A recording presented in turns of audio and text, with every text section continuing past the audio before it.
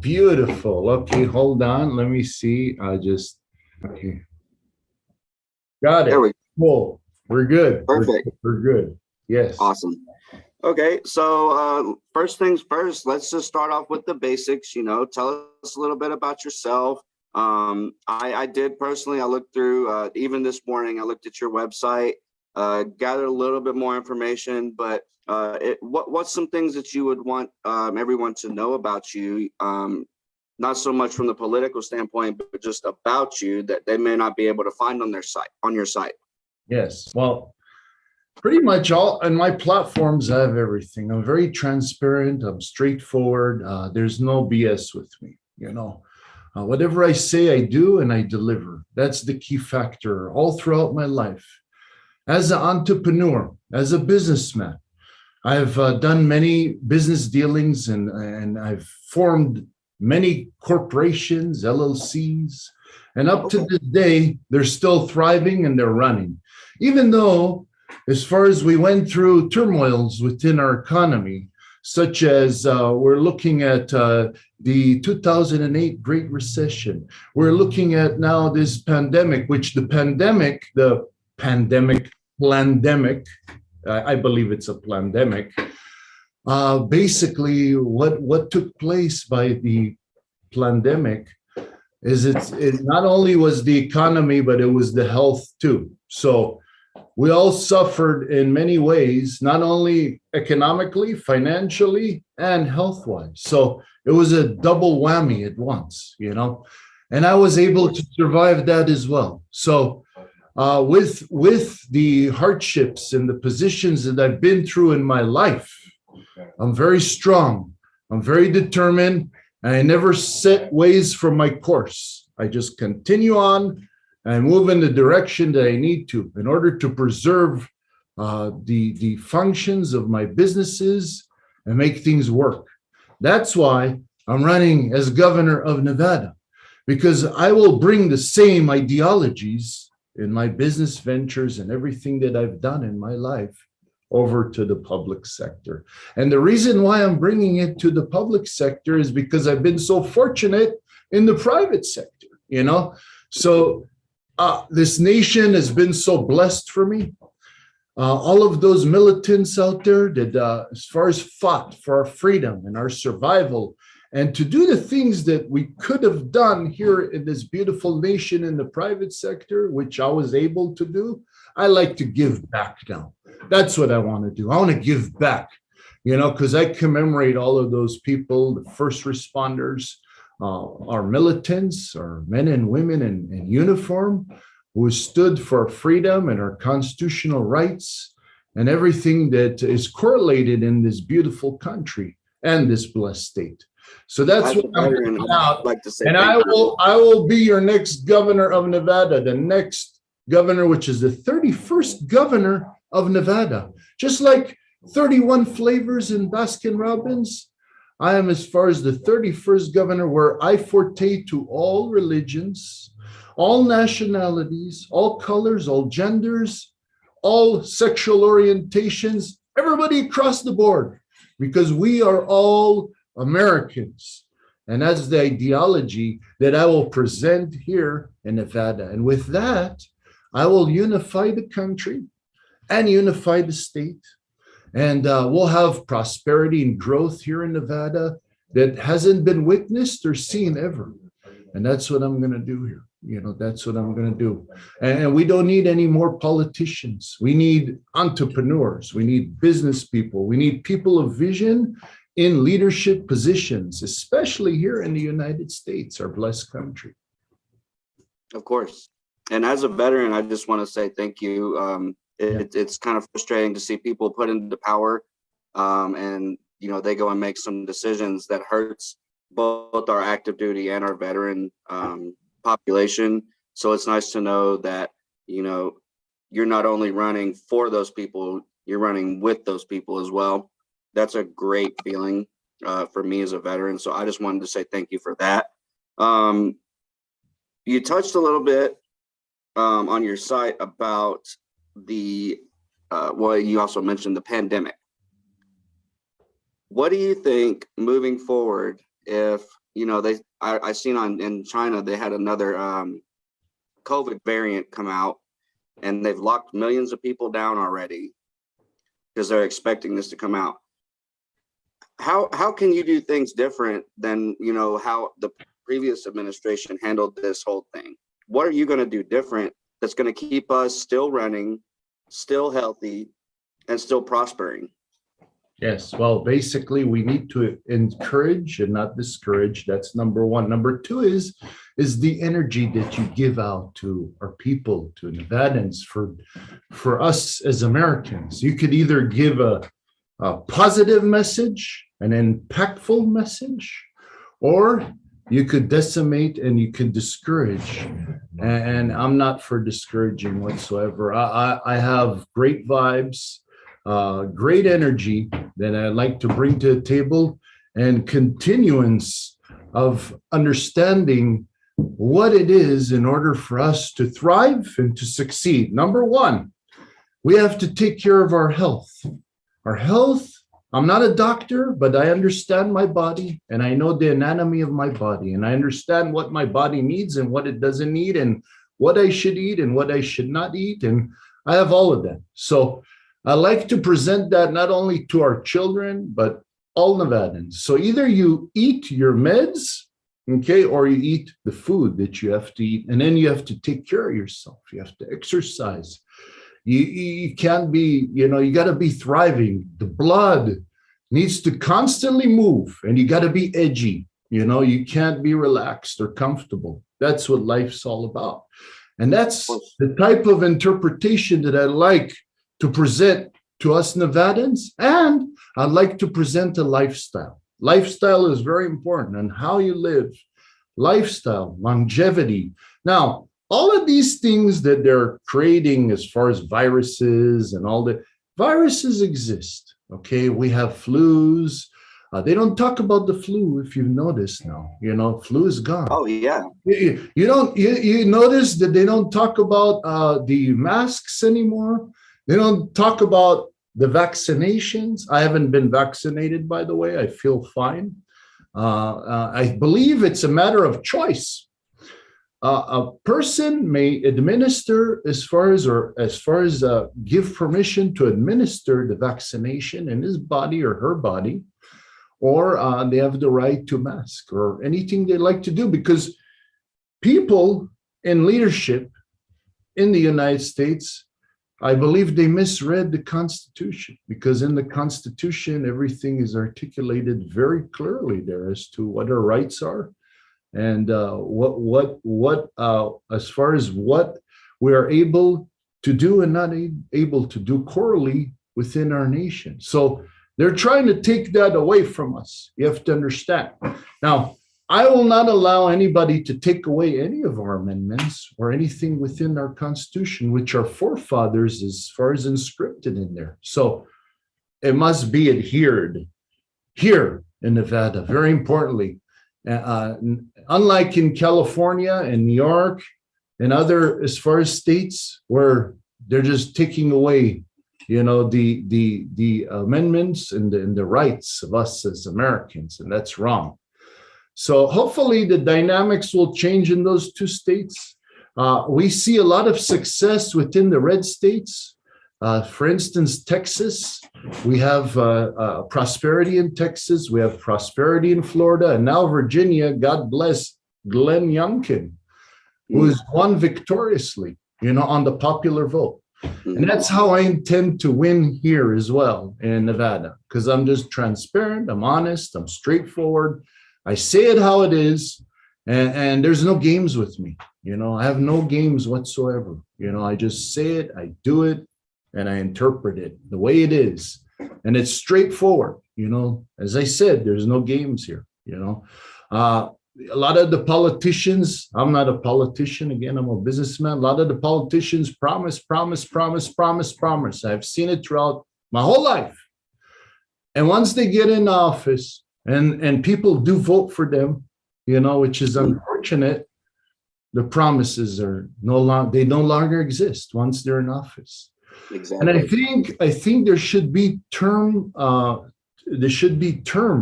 of 4 years for everybody in the public servant and the public service sector and leadership. That's my belief. So we have fresh blood, we have fresh ideologies, we have visions, we have people interchanging and enhancing not only our state, but our nation, within the change of power of leadership. It's very important. And I encourage all of you youngsters out there to go out and run, and I'm a real estate investor as far as by trade. I am also a contractor. So I'm a builder, developer, real estate investor. I'm a landlord. I'm a businessman. I'm a person of vision. And whatever I dip my hands into, I succeed. I never lose.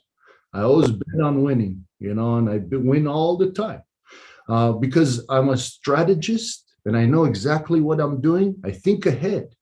I think about 5, 10, 15, 20 years from now, even furthermore. And if I'm in leadership, even generations and, millions of years to come as this world has existed, we must make sure not only a state, our country, and the world stays in format so we all, in many generations, can enjoy this beautiful world that we live in.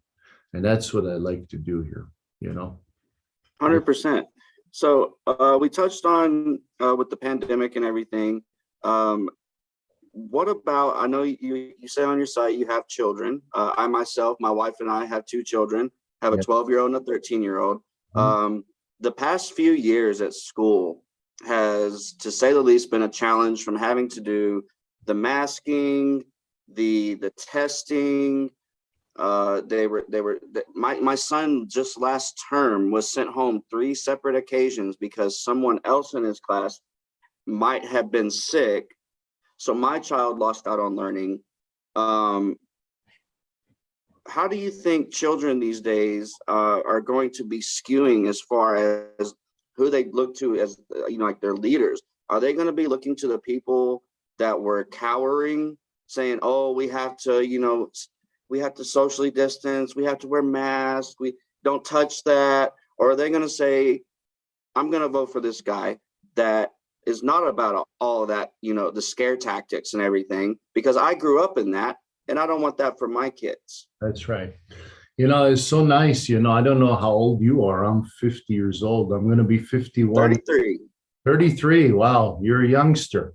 So I'm 51 in April. Now, given the fact that I grew up, in this beautiful nation in Los Angeles, California is where I was born. And all throughout my years, I had the pleasure to be with my colleagues, my friends, play out, in the street, as far as go to school without a mask, go into school interacting. I was never home. I tell you, my mom, back then, we had no cell phones too. We had nothing. When I entered the door, that's when I entered. And when I left, I left. Nobody's calling me, nothing. So I was pretty much all the time interacting throughout my childhood with friends. It's very important, communicating actually personally. I know technology now is advanced and everybody's so reliant on technology, but we must remember, to interact with one another, first and foremost, just say a nice word, nice gesture to each and every one of us, uplift each other. And that's what it's all about. Now, in regards to our children here in Nevada, it's huge. I have children as well. And I always emphasize with my children, get your education. If you don't want, as far as get educated, simply go to work. There's no free lunch here, You have to pay your dues, okay, in order to achieve where you want to go in life. So in order to achieve what you want, you either have to go to school or you have to go to work. Continue your education, furthermore, in professionalism of some sort, whatever you'd like to do, or go to work. Now, work, you as far as have to work for wages or for amounts of money that you can't support yourself. And if one day you like to support your family, your wife, your children, you have the abilities to do that. So in order to do that, and if you're not interested in continuing your studies, then you should go into a trade. You should go into, because trades, there's a lot of money. In the building sector, there's technology, cybersecurity is huge today. I encourage all you youngsters to go into as far as cybersecurity, because we need defense or a defensive mechanism upon our nation, so that we don't get intruded or information isn't stolen, and people can't go into our systems and hack our systems and control our systems whatsoever. So that's huge. There's so many subjects that are huge in order to make money, and that's what I'd like to bring to the table here to Nevada. With our educational system, we're now the worst in the nation. 49. We're at the bottom of the barrel, So I see it as we're only going up from here, And the only way we're going to go up is that when I get in the office, even beforehand, I'm already doing measures even beforehand. I'm not even governor, and I'm doing stuff. Now I'm in with the Ilwandu Federation. They encourage peace. I want to bring them over here to Nevada, and I've signed so that they will come here, so we can teach our children, the mechanism of defense, and not only the mechanism, but confidence, build their confidence up, get them active. This is what it's all about. And then with confidence, getting them active, they could go ahead and actually use those functions in real life towards their success and whatever they may do. So I'm a father of 3, and I'm also a grandfather of 2 grandchildren. Oh, nice. Yeah. Cool. So I've been in the game for a long, long time, and I understand it, and I know how it works, parenting in every which way. So I'm not new to this.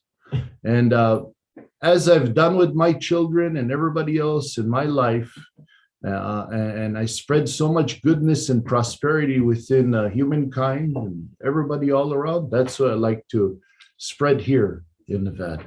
I'd like to be the father of Nevada, and hopefully I'll be the father of this country too. And hopefully the father of this world as well. It's just incredible, because we got to do good things here. And our nation is the best in the world. Of course. The United States is the best country in the world, hands down. Opportunities, everything that we have here is like no other nation. Okay. Now, we need people in leadership and positions of a stance, of strength, of honor, of integrity. Now, look at our current president now. Do you take him seriously? Let me ask you, do you take him seriously? I personally don't. For the years that I've been, able to follow politics, me only being 33 years old, Joe Biden has been in some type of government job ever since I was born, and even growing up, even post or pre 9/11 time era, seeing him in the Senate chambers and just on TV, I was just like, who is this guy? Yeah. And fast forward to today, I still find myself saying the same question, like, what is this? Who is this guy? What is he doing? It's becoming an embarrassment. Yeah. Look how he pulled out of Afghanistan. Look at that, man. The United States, us as a country, just pulled out there. People climbing on our Hercules airplanes and all of our, as far as the stuff that we have. I mean, it's a disgrace. Not only that, look what's happening, war in Ukraine. I mean, all because of the oil. Everything is because of our current president cut the pipeline, the Keystone pipeline, which Donald Trump, as far as said, we have to be self-sufficient. I agree with him 100%. Our nation needs to be self-sufficient as a nation, whereas everything is made in the USA. Nothing abroad, nothing in other countries. We're not relying on cargo ships coming in here. We have our own manufacturing industries and we produce goods not only for Nevada, throughout the United States and the world. We need to be self-sufficient as a nation. So we got to go ahead and reconnect that pipeline. We got to get the people back into work. We've got to reconnect our pipeline, get the energy out of our beautiful, blessed nation. We don't need any, we have enough resources here. We have oil, we have lithium, we have mining, we have water, we have anything that you can imagine. We have the soil to plenish our produce, produce our produce. We have so many beautiful things in this nation. I don't understand what the outsource is for going out to other nations. Now, China in the beginning, they're very cheap. They're very smart.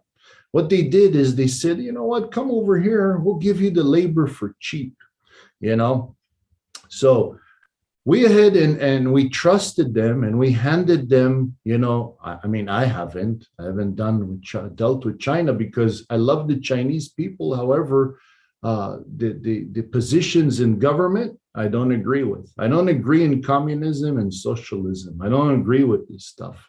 So I don't agree with the government. I love the people. People are great people. They're hardworking people.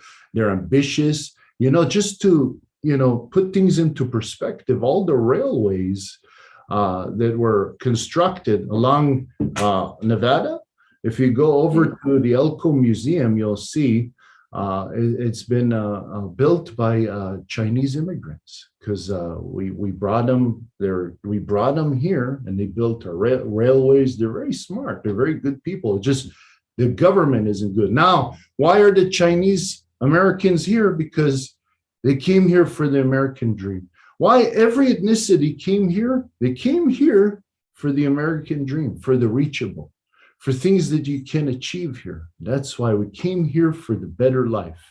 If we liked it where we came from, then that's where we'd be, right? As immigrants. I was born and raised here. However, my family, they're from Israel. My parents, they came here for the American. Everybody comes here for the American dream. And that's how our backbone of our nation is constructed, of immigrants. That's the truth. So that's basically my positions, and that's how I'm going to hold myself. And you always have to be firm in what you do. There's no swaying here. Our current president, okay, he didn't threaten, but he said, you know what, if you're going to go ahead and invade Ukraine, there's going to be consequences here. What consequences? When you speak, when you say things, you have to really mean it. It's not a game here. And as I talked about Afghanistan, but let's talk about now the Ukraine conflict. He tells Vladimir Putin that if you invade, then I'm sending troops over and we're ready for you. But guess what? He's invaded. No, I don't believe in boots on the ground. I don't believe in putting boots on the ground. I don't believe in those circumstances. But when you say something, it has to be meaningful, and not a game. And that's why I don't look at him as any sort of position or president or leader in our country. It's a shame. It really is. Now, where things are going now in our country, I just see it spiraling down. That's all what I see. The inflation's high, our gas is high, our rents are going high, everything. And our current governor that's in position, he's taking signals from those positions, right? So he doesn't. And from California. Yeah, he doesn't have his own mind as a leader. He's like a puppet on strings. He has strings all over his hands. But people tell him what to do, how to do things, and he follows direction from others.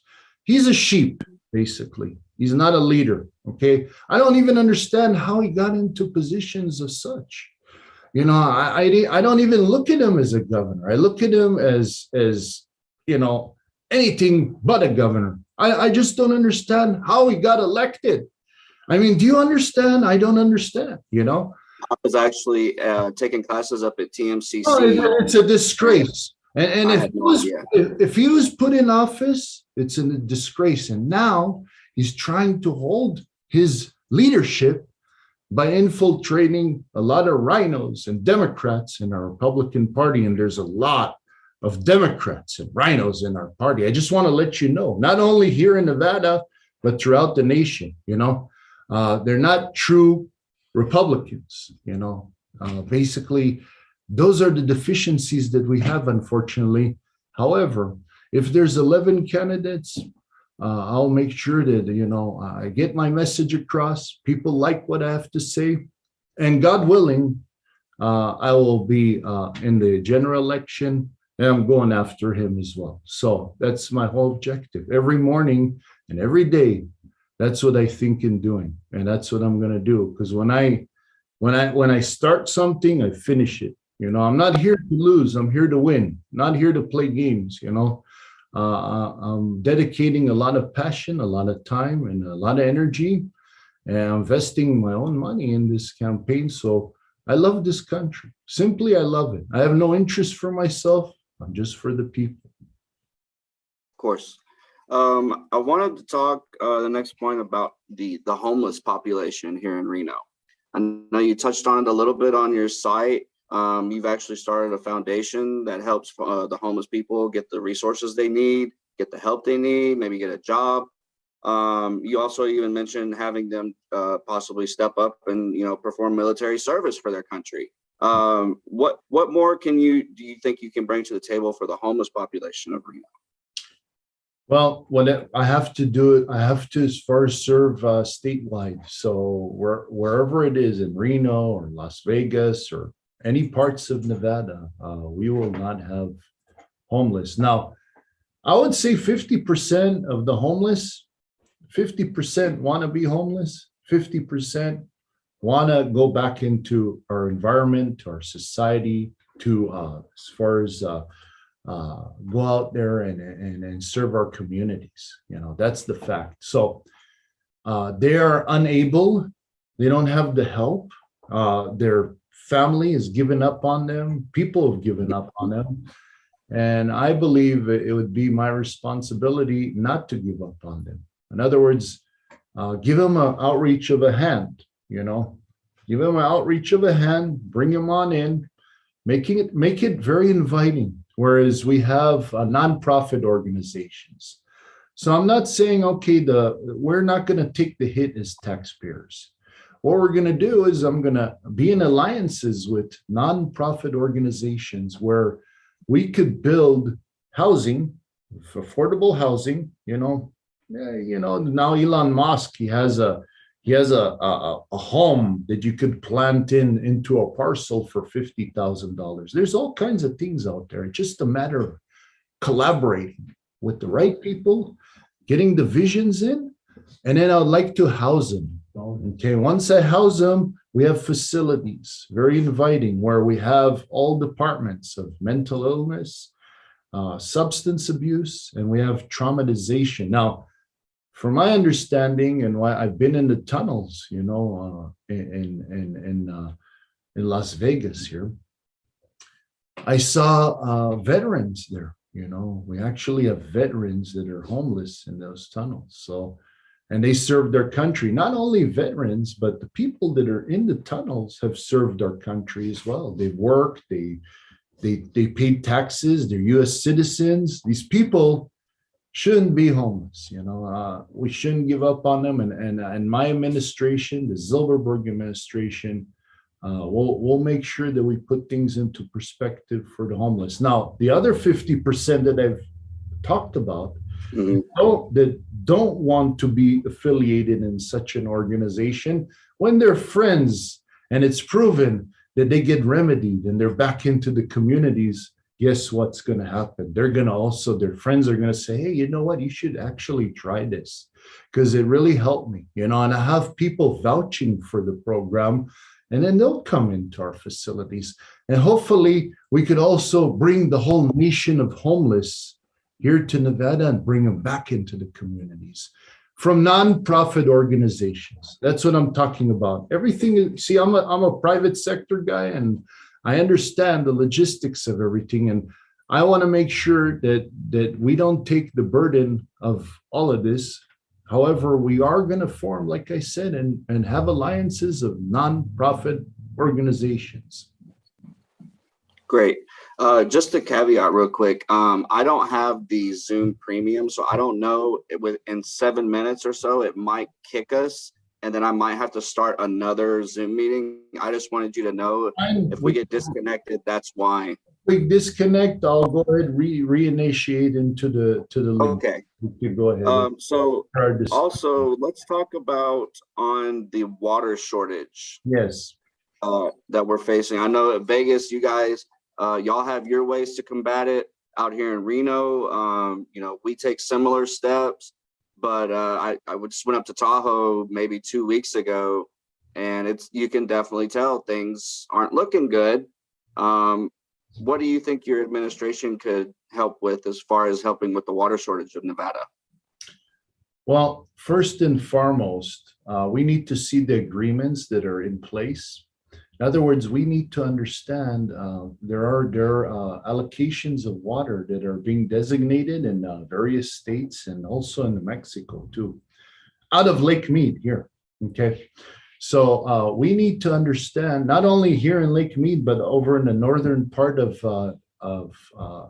Nevada, we have a problem as well. So what we need to do is we need to understand the logistics of the agreements that is in place. And I believe 35% of our water is going over to California now. So we have water patrols here, okay, with our water district that are circling around and seeing as to if you're using much water for what. 35% goes to California. So California could have their homes and water their lawns. So we're saving water for them. Is that what it is? So once I read the agreements and everything's into position, then what I'm going to do is I'm going to negotiate and I'm going to make sure that we cut the water off so that we have enough water here in Southern Nevada. And we give them ultimatums as well. Because say, hey, listen, California, knock on their door.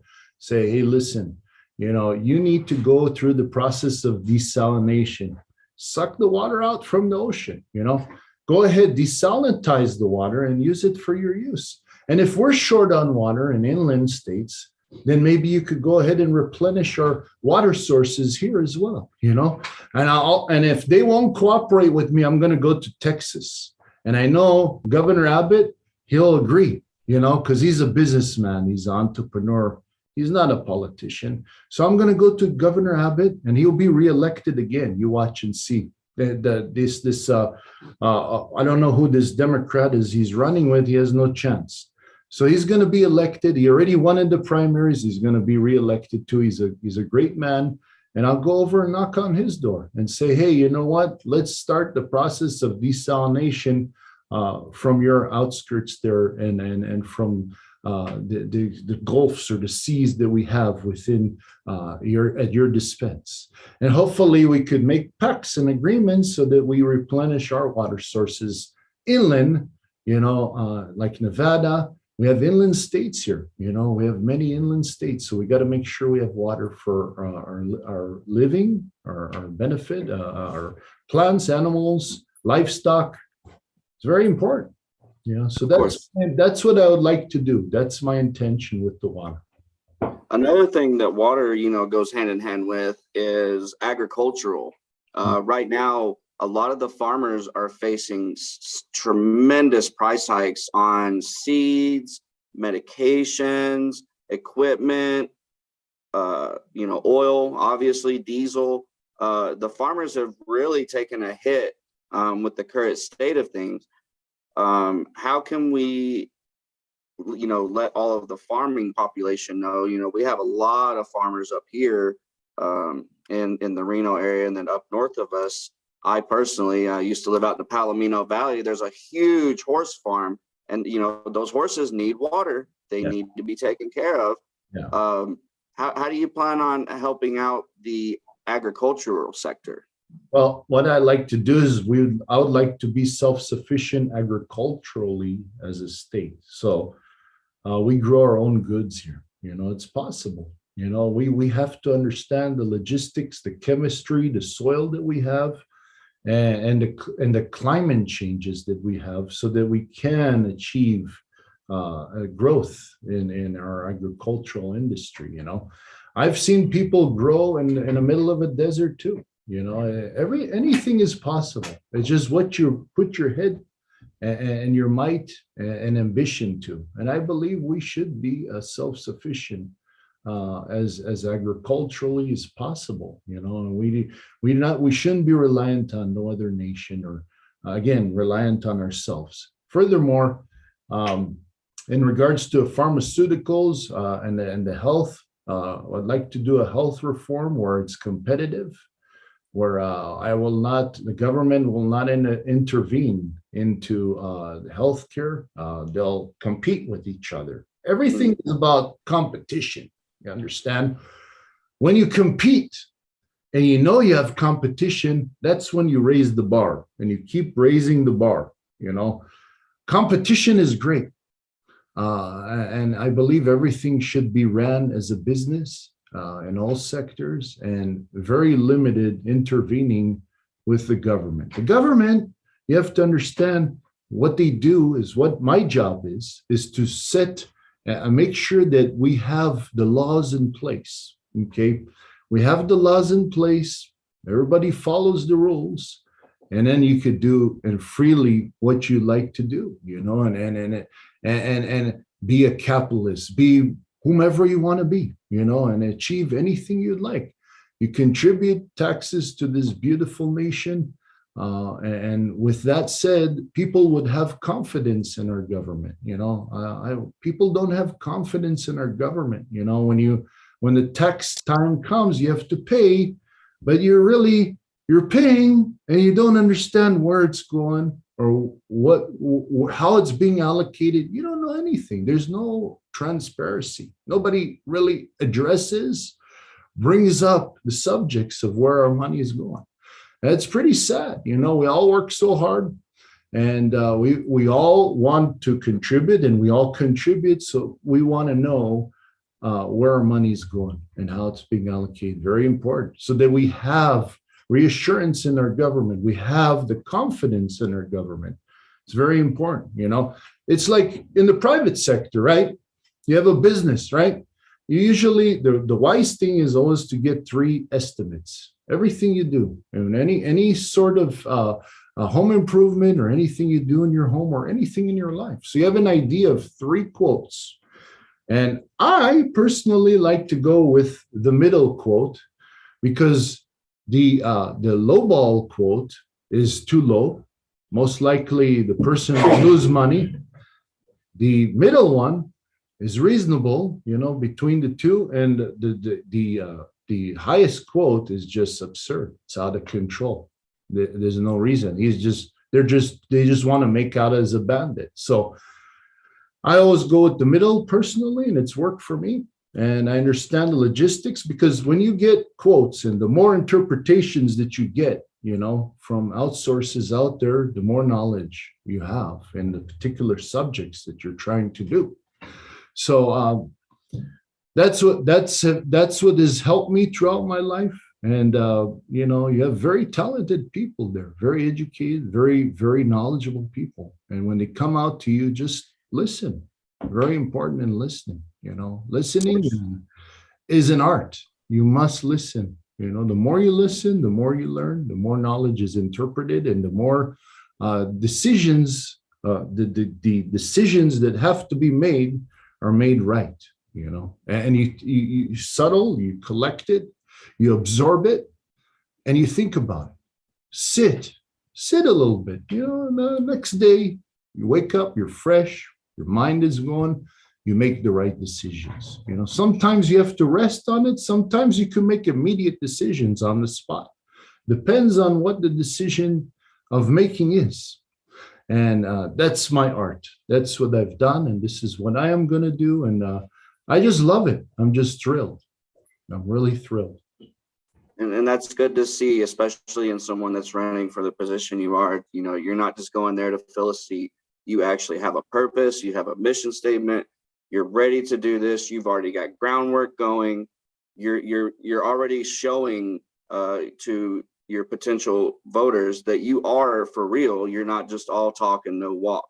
Yes. To touch on, caveat off what we were just talking, our station or our broadcast company, we offer a service to local job seekers here in Northern Nevada, but we also have one for Vegas. It's a website. It's called HireMeNevada.com. We're trying to get more Nevadans back to work. The Biden administration kind of made it stay-at-home mom and dad kind of a profession, and we're seeing that there's jobs out there to be taken, but there are people not wanting to go to work, and they're wanting to just continue to get their unemployment or whatever it may be. We have these jobs, and we're trying, even us ourselves as we're locally owned and operated, father and son outfit. We're trying as well to find other salespeople. It's hard to find people for jobs. So as far as I know, Vegas and Reno, to both separate economies, Vegas is obviously the big fish of the state.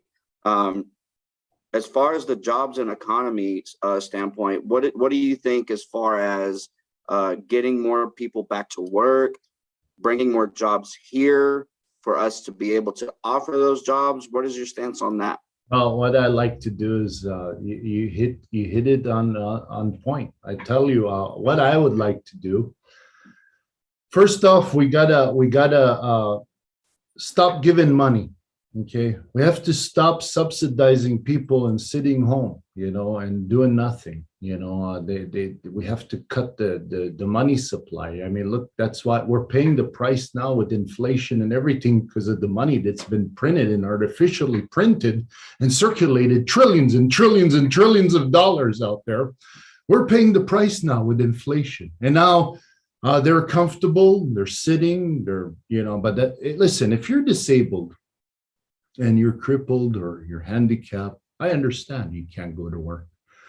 Certain things where I understand the abilities of humankind, but those who are healthy and their minds work and they could function, they actually could go to work, be productive. Why sit home? You're wasting your time. Basically, that's number one. Number two is, what I'm going to do is I'm going to set immigration policies a little bit differently here in Nevada. What I'm going to do is I'm going to identify the people that are immigrants here, okay? And I know I've talked to many people here. They're 50 years here, 40 years here in the United States, and they still don't have citizenship. I'm like, you're here 40 years, 50 years, and you still don't have citizenship? So what I'm going to do, okay, as governor, as far as the people that I identify that are good people, they're already serving communities. They're doing good things for our environment, for us Nevadans. I will go ahead and issue work permits and social security numbers for that people. So this way we encourage job growth. Now that'll set the bar very high, because what happens is immigrants that usually come to the United States here, they appreciate the United States because where they came from, either from third world countries.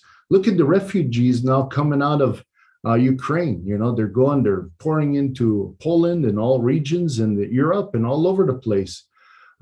It's really sad, and a lot of people are looking for that outreach, the dream, the reachable.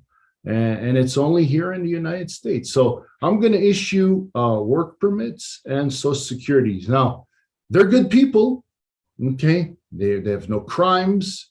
They don't steal. They don't cheat. They don't lie. They're honorable people, honorable people. Then I'll give them, in 3 years, their permanent residency. So they'll have their permanent residency. And then furthermore, they're good. And if they're bad, they're going back.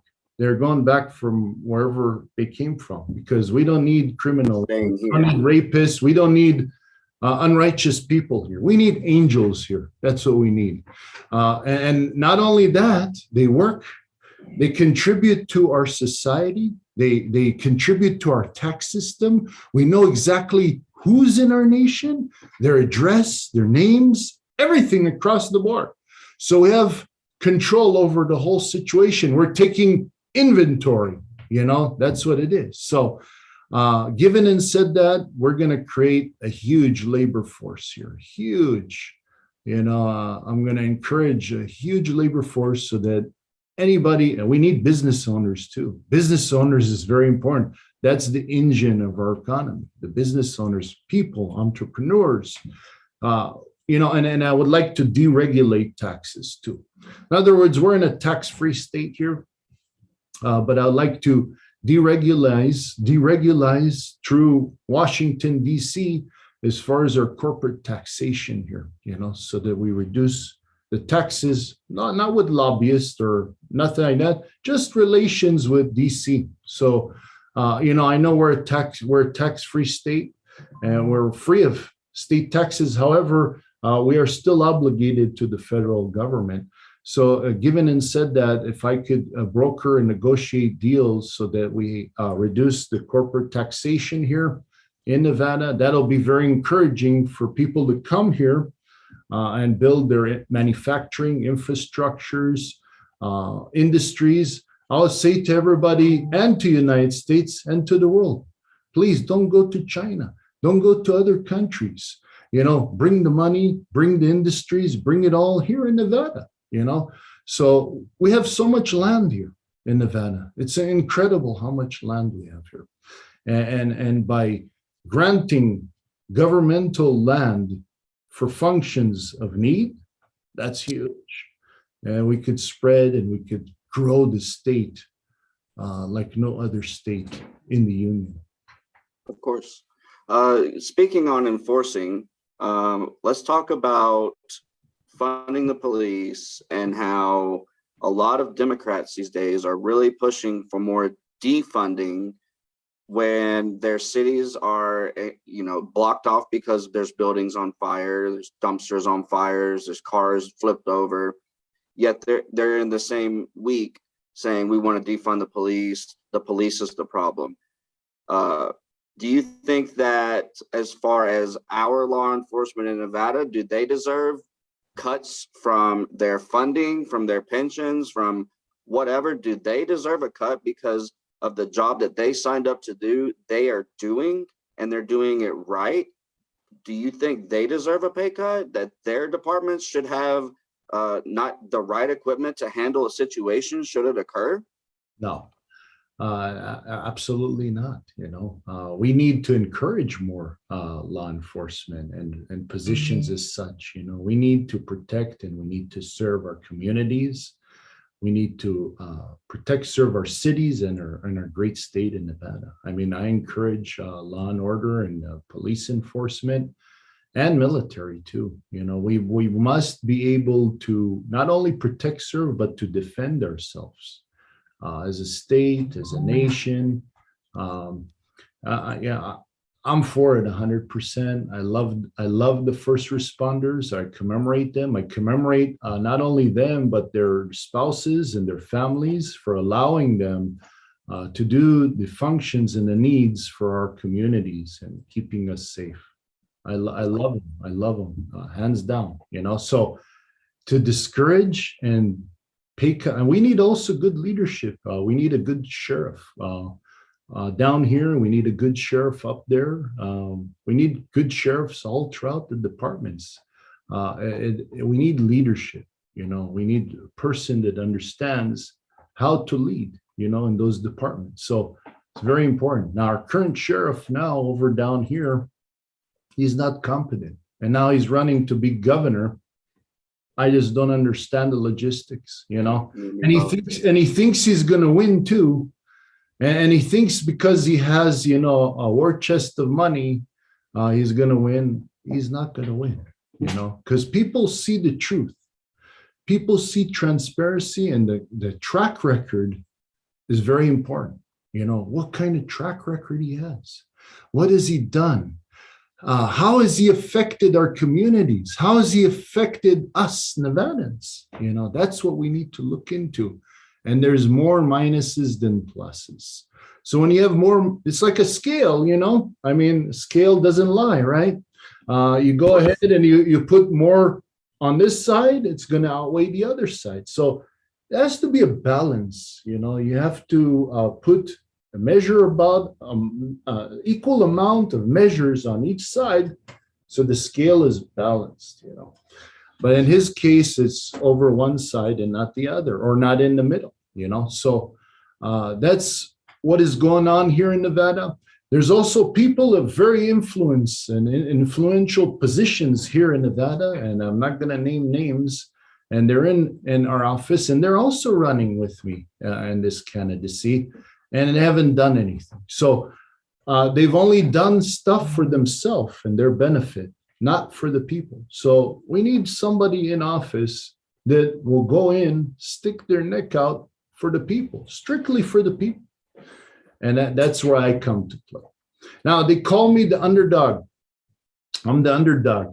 Kobe Bryant was the underdog. There's many, many athletes out there, many people out there, very iconic people, that they call them underdogs. Never doubt the underdog. You don't know the capabilities of a person. I never underestimate anybody. And I clearly would like to address to all of you candidates out there that are running against me, don't doubt me. It's always you don't know what's coming, because I'm here for the people, not for myself, for the people, by the people, and with the people. And that's what I'm going to do here. So be surprised. When the time comes, be surprised, Joe. Awesome.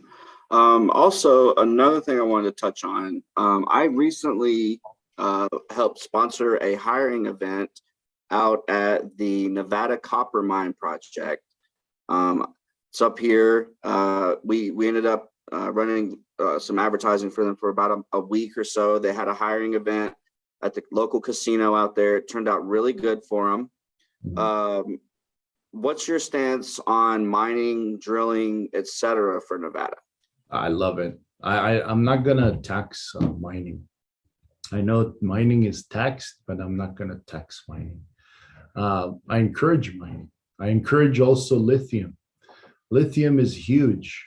That's what's going to power our automobiles. That's will power a lot of things and functions and how everything is going. So we have a lot of lithium here. We have mining. Also, I'd like to open up the mining for tourists as well. So I like to bring tourists. I like to make tourism. I like to bring tourism to all parts of the state. All parts, especially in the mining. I think it's very interesting. As children, families go in there, they see how they mine, what depth, how it's done, understand it. It's very important. So we don't have tourism as far as mining as well. So that's what I'm going to encourage. And not only that, around those mining towns, which are up north, which I've been through, we're going to create a lot of hotels, infrastructures around there for the tourists as well. And we're going to expand the growth of our cities and our towns amongst those parameters. That's what I want to bring to the table here. Awesome. And then also let's see, sorry, my notes got a little flustered here. With the DMV, we are having issues with people, let's say they're not getting the punishment I think that they deserve. I know someone that was struck by someone that was driving under the influence. Mm-hmm. And I don't even think they've seen a day in jail because they had a good lawyer, they had money, they were able to get away from it. As far as like a point-based system, even if it's elderly citizens that, maybe they shouldn't be driving, maybe having them take a test ever so often to make sure they're still good for the road. What's some ideas that you think you could bring to the Nevada DMV, the organization itself that's really kind of struggling with backlogs? Some of the pricing is outrageous. there's just so many moving parts in the DMV system. How can we clean that up? Yeah. Well, keep in mind also, we have a huge influx of population coming here to Nevada. So given and said that, there's a lot of movement in the DMV, you know, people coming in, they're turning in their plates, they're actually turning in their driver licenses in other states, and the issuance of the driver licenses here in Nevada is soared. Everything is soaring. Now, given the fact that, you know, surprisingly, we have all of these people coming in here and it's beautiful, we need to, as far as be and ramp up and set the bar pretty high so that, you know, we have our safety and positions and help our first responders as well. In other words, we need more first responders to enforce these things. That's number one. Number two, the crime. But let's talk about the DMV. What I would like to do is I'd like to implement a point system into the DMV. And the way that's going to work is if you're pulled over, okay, and you're in violation of not stopping at the stop sign, or you're speeding, or anything that you may do, we're going to have first responders, you know, looking out for the safety of us out there. And we're going to have a point system. So if you get ticketed, all right, now, when you get ticketed, all you have to do is pay a fine, and it's a parking ticket, from my understanding. This has to go. So there are circumstances, you get a ticket, you have to go to traffic school, okay? You're going to go to traffic school to clear out that point. And if you don't go to traffic school, then you're going to have a point in your record, okay? By you having a point in your record, you accumulate several more points. Guess what? Your driver license will be revoked, and furthermore, will be as far as suspended. And we're going to take those people off the road who are abusive out in the road. So that's what I'm going to do with the point system. So by having a ticket, paying the fine, going to traffic school, taking the time to go to traffic school, the hours that is spent in traffic school, next time you enter the car, you're going to think a few times, you know, oh, should I really do this? Because, you know, I had to go through all of this, and I paid so much money and whatever I needed to do. So maybe I'll just slow it down, or I'll stop, or, you know, I'll have positions of caring for one another in our society, in our community. So that's what I'm going to do within the DMV system. It's going to be implemented quarterly into our DMV, and then we're going to enforce it with our first responders as well. Awesome. You mentioned about caring about, you know, our fellow humans. Well, I'm sorry to interrupt. Not only that, look at our insurance rates. I mean, okay, we have deaths, we have injuries. That's huge. You know, our safety is number one. Our livelihoods are number one. But let's talk about the economic perspective of that. The economic perspective of our insurance rates are through the roof. Okay, we're the highest in the nation in insurance. We are all paying the price for the negligence of others. But when we have a point system in place, the people that are negligent will suffer the consequences and the circumstances of the high insurance rates, of the things that need to be put in place here. So we don't have to carry the ticket as insurers on other people's negligence. You understand? So by doing that, our insurance rates are going to drop as well. I'll make sure that they drop so that it's affordable, you know, for everybody to drive, everybody to have insurance on the road.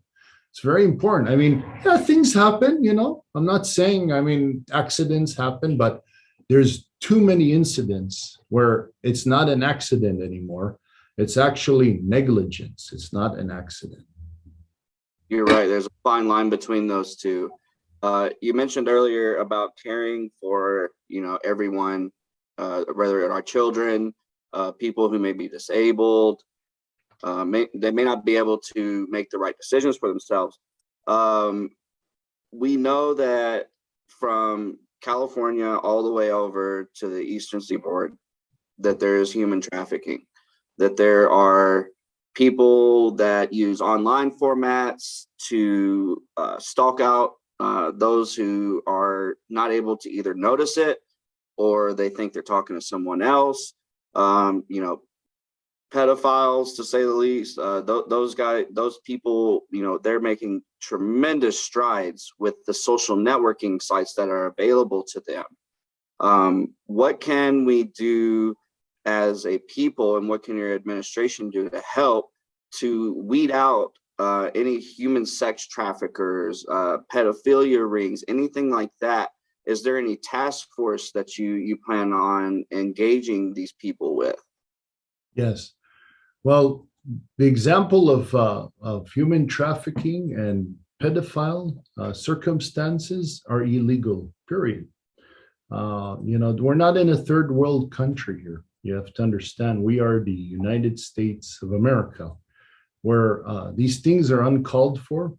However, it's been set and as an example with other administrations in our as president. I mean, Bill Clinton, you know, look at what kind of stances and what kind of articulations he brought to light. You know, he was a rapist. Okay, how can someone like this be in leadership, in positions, and president of the United States? He boarded the plane, Leota Express. He was with Epstein. They're buddies.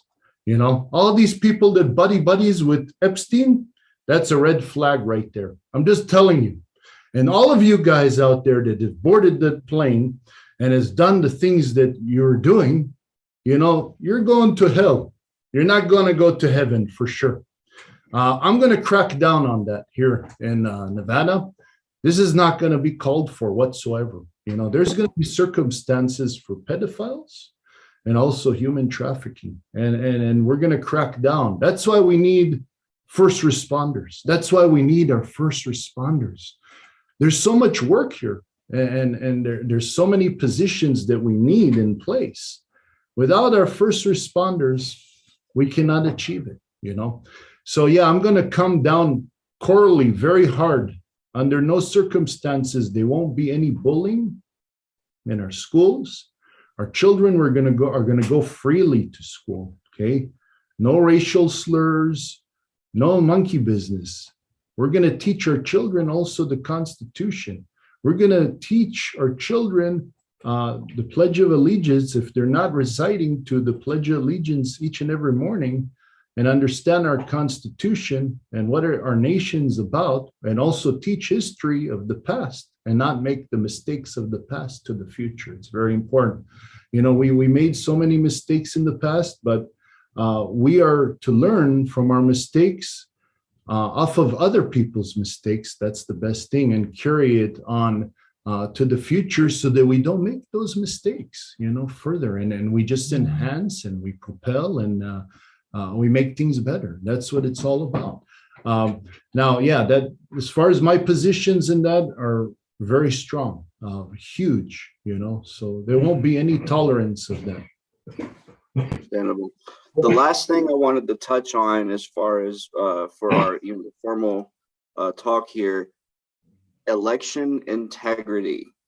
There have been reports that with the previous election that ballots cast from not only here in Reno, I think in other places, these addresses were looked up and they came back as empty lots.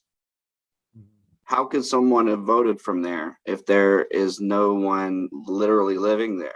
Our election system is in jeopardy with the the mail-in ballot system, these voting machines that, you know, who knows what could be happening with them.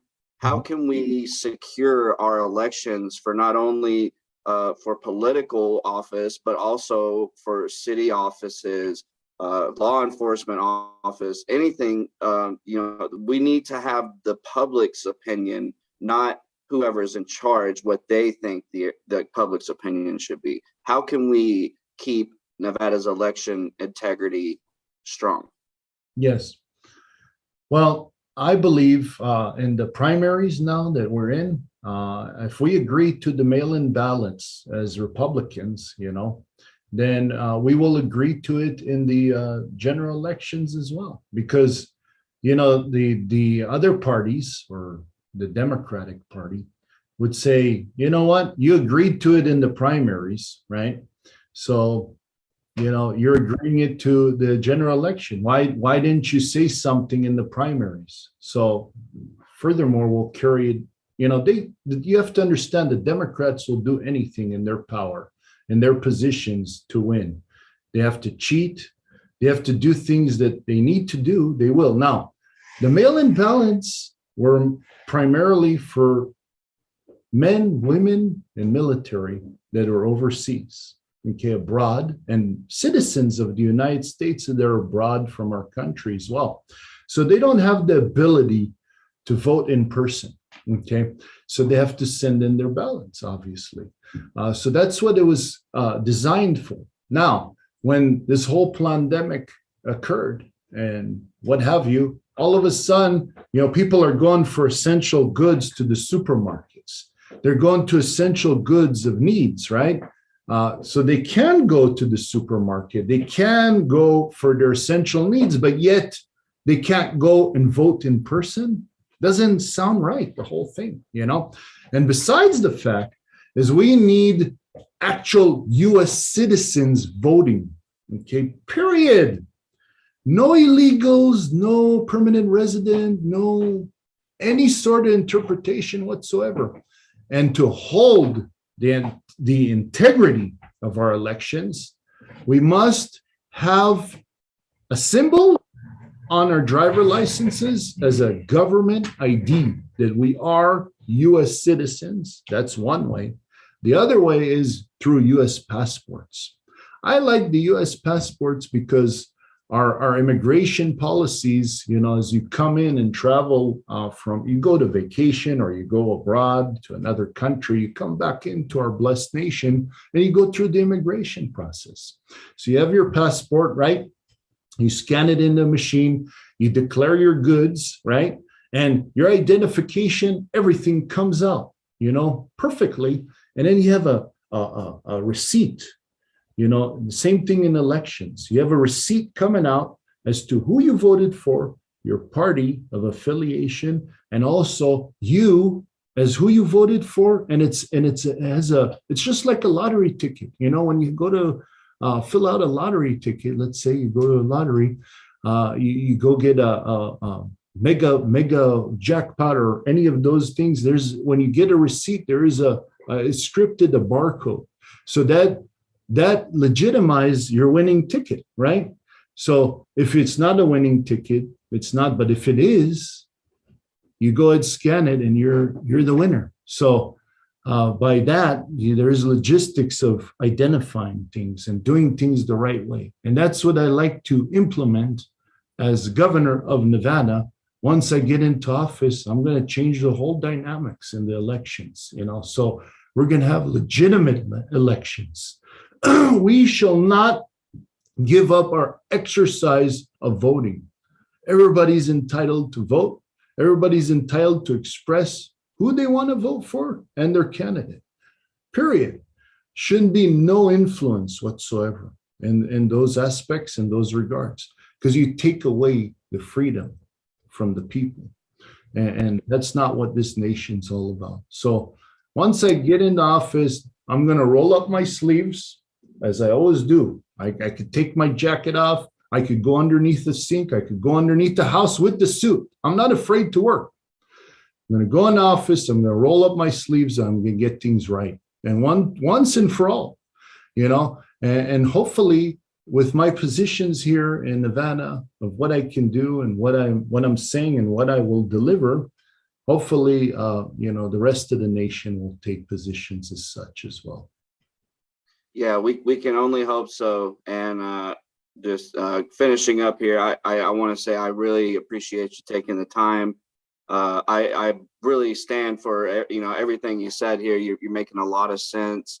I really think that the more people that can hear your message and see what you believe in, even if it's checking out your website, figuring out different events you may be having coming up, that'd be wonderful. I think the more people that learn about you and what you're about, the no nonsense, the no BS, hey, let's roll up our sleeves, let's get to work, let's stop sitting back.